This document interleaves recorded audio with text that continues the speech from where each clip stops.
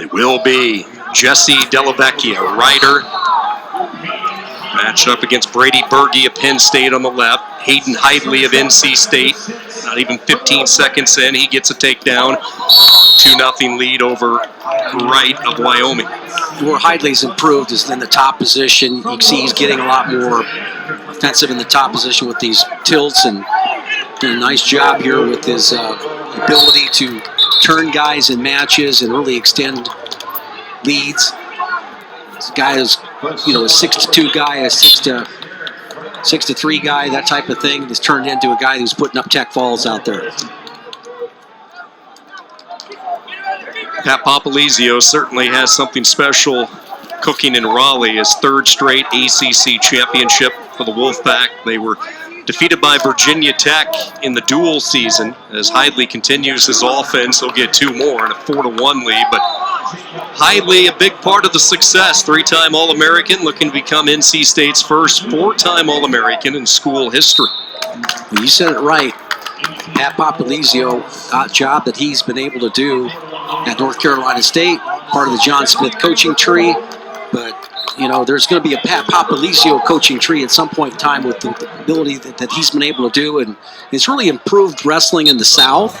And these guys are all in. It's got a great training environment down there in Raleigh. So it's going to be fun to watch that development of that program. And they actually believe that they can compete for team trophies year in and year out. Yeah, he really wants to turn Raleigh, if he hasn't already done so, into the wrestling headquarters of the Southeast with the regional training center location and the ability to bring in wrestlers from all over. And Hidlay's a perfect example. Lewiston, Pennsylvania. He started that pipeline down. His younger brother, who we'll see later on, Trent, following in big brother's footsteps. 4-1 lead, Hidlay. Already over a minute of riding time, first period. Wright of Wyoming having a tough time. Franek of North Dakota State, he's jumped out to a 2-1 lead inside a minute to go, first period for the Bison. It's pretty special because not many people have been able to take down Ryan Deacon. A dominant wrestler, probably, you know, I've said this often, but I think he's certainly one of the strongest 57-pounders in the country, and he just looks so fit out there, in shape. Hidlay able to get the tilt. He had the arm and the wrist trap. Good job by Hidlay to pick up 2 more and a 6-1 lead. Franek on a single leg right there. See if he's able to keep the grip, or looks like he's going to just settle for a stalemate. Short time left in the period.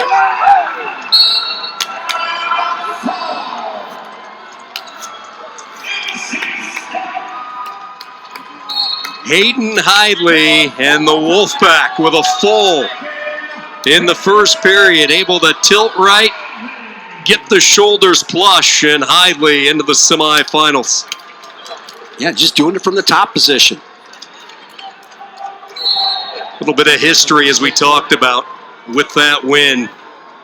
He assures himself of becoming NC State's first 4-time All-American. Impressive right here off the side tilt. Mentioned it before, he's getting tougher in this position. Always been tough guy to score on, but you take that ability with a guy that's been able to turn on that cross wrist tilt, and he's strong enough to keep both shoulders on the mat there. That shows you how strong he is.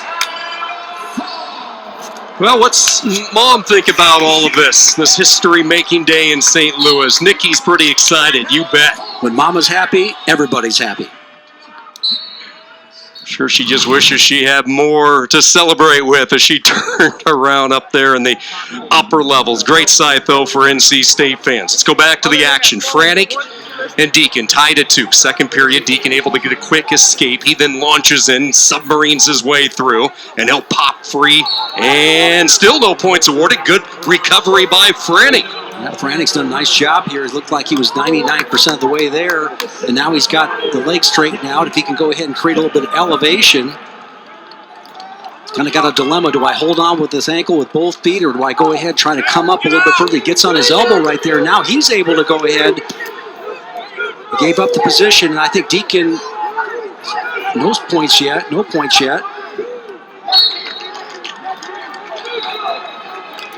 Looks like both guys have kind of settled at this point.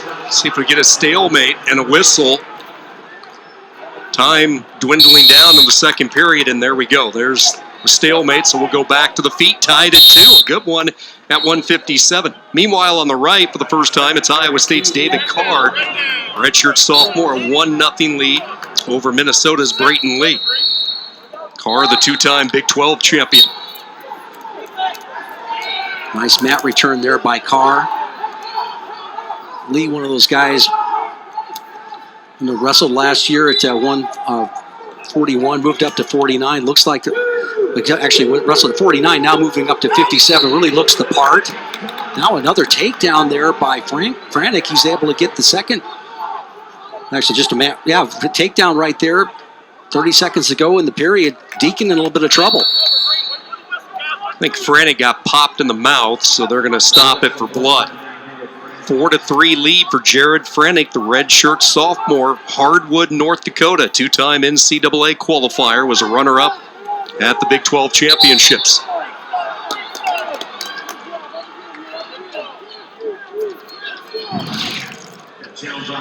Just a few moments ago, Delvechia and Berge gets twisted underneath that action on the edge. And a scary moment for Penn State, as Berge was unable to continue. He had to be carried off the match. And gosh, you just hate seeing that and all the work that these guys put in for this moment in time.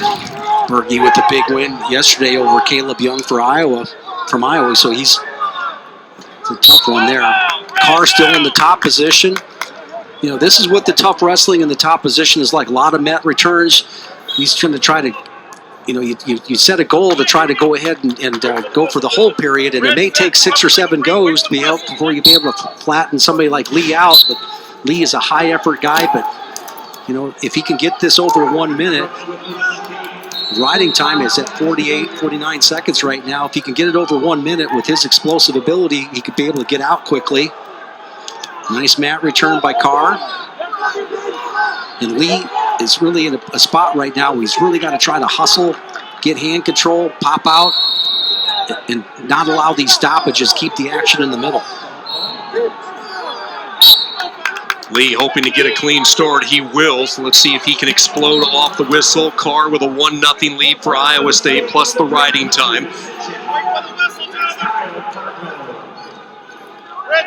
Jim, are you surprised by the decision of Franek to start neutral in this third period? No, I'm not, because I think that riding time could have been achieved right there. Franek is going for the win. No. Carr continuing to ride tough for Iowa State. This was the element of the sport that he has certainly worked on over the past year and a half, 2 years. He's always been dynamite on his feet. And now can he ride his way into the semifinals? Tell you what, Franek is feeling it right now. He's going to go ahead and there's a little blood timeout, I believe.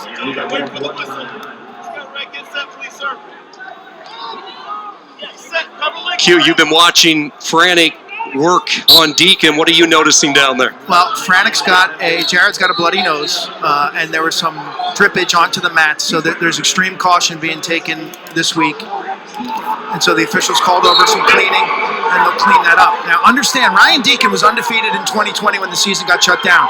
He is mauled and mowed through competition this year. By far, this is his most difficult moment he has faced in more than 2 years.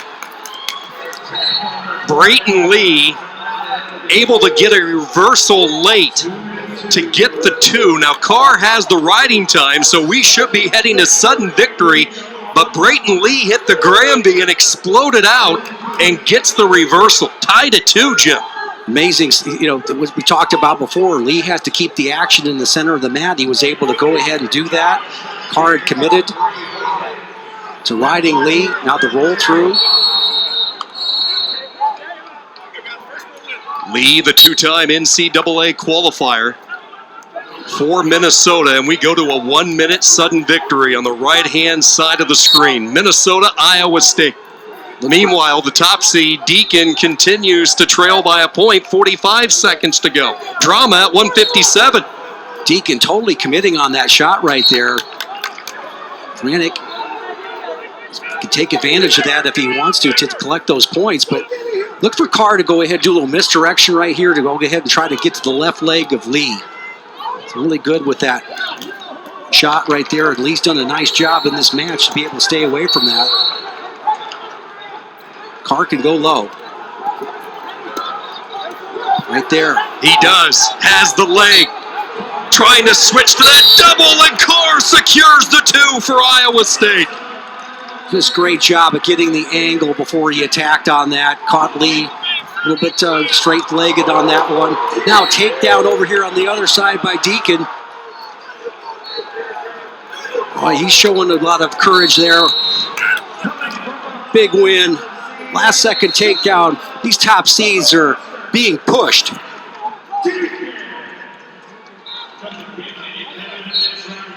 The heart beating a little quicker for the Deacon camp. He needed all 7 minutes, a late 2, to avoid the upset-minded Jared Franek. What a flurry. Oh, it's amazing wrestling here that we're seeing. I'm on my feet, Sean. I can't. Throw the chairs to the side here. Look at this replay here. Deacon going for it, dropping down, getting to the far ankle, and just with that strength, he's able to go ahead and push him forward and scoop that leg and get the quick takedown finish. Not a moment too soon.